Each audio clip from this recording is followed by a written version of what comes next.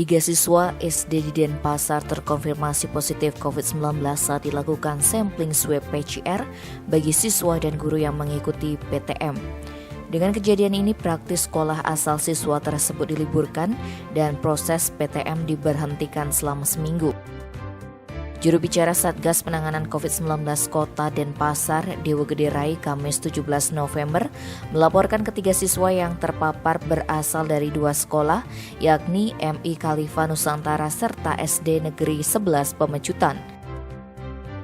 Untuk di MI Khalifa Nusantara, pelaksanaan swab PCR dilakukan pada tanggal 12 November dan SDN Negeri 11 Pemecutan diselenggarakan pada 16 November.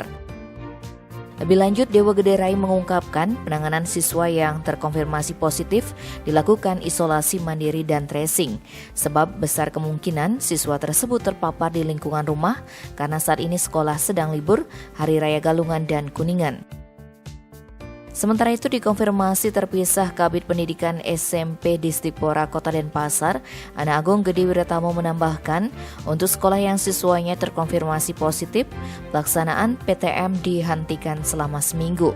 Dari data Dinas Pendidikan, Kepemudaan dan Olahraga Kota Denpasar, sebanyak 1.470 siswa mengikuti tes swab PCR dari jenjang TK, PAUD, SD, dan SMP.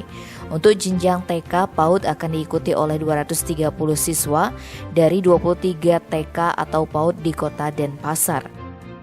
Kemudian SD sebanyak 1.000 siswa dan SMP 240 siswa. Tim Bali Express melaporkan.